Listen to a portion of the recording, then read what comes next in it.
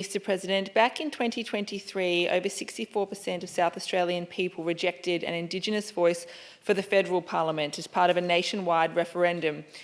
However, after the Labor government state election victory in 2022, the newly elected Premier pledged to establish a state-based Indigenous voice for South Australia, and in March of 2023, the voice legislation passed through this parliament. One key criticism of the voice from Indigenous communities is that the Act fails to recognise different language groups across South Australia, and that the voice legislation supports a view of Aboriginal people as one homogenous group, something which is vehemently opposed by many different groups in the community.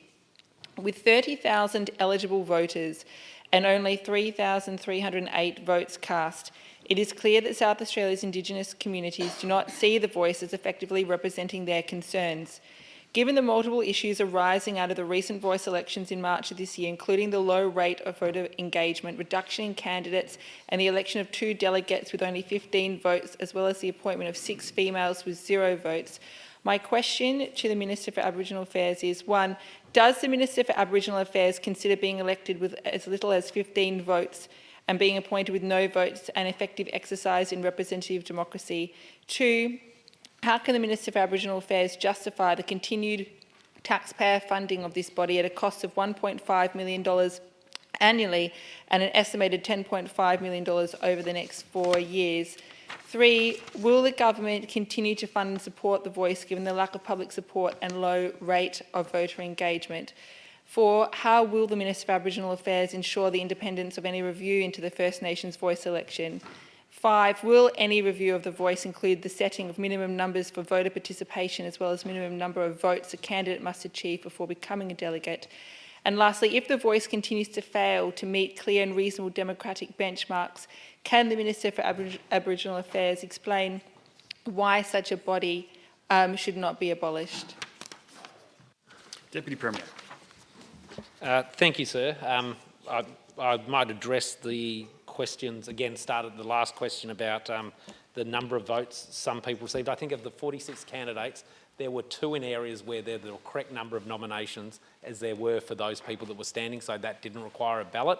I might say that is exactly the same as the mayors at the last local council elections who represent 1/3 of South Australians, including the biggest council, Port Adelaide Enfield. So if the honourable member thinks that if you're standing unelected, you ought not be able to serve, then the honourable member ought be consistent and call for the abolition of local councils that represent at least 1/3 of South Australia.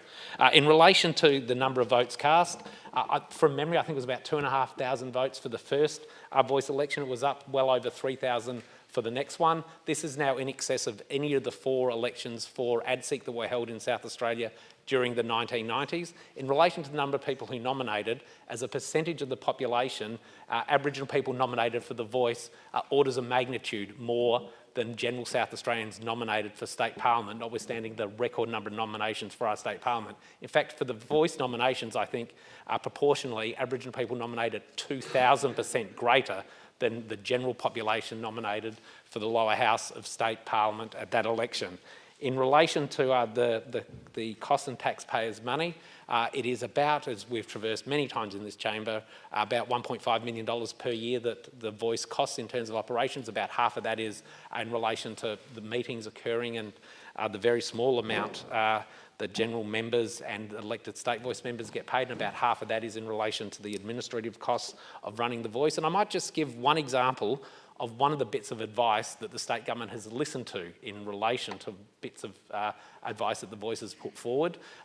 Members of the state voice have visited prisons and the court systems and given significant amounts of advice on the way to improve particularly the criminal justice system, including a visit to the remand centre where the voice made representations about the number of particularly Aboriginal men who are on remand for no other reason than there isn't an appropriate address to be bailed to, that they would have received bail but for not having an address.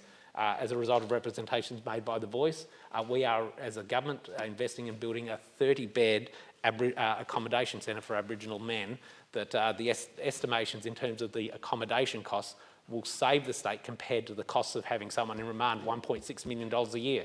So on listening to one single piece of advice, it is capable of saving the taxpayers $1.6 million a year to the cost of the voice at $1.5 million a year.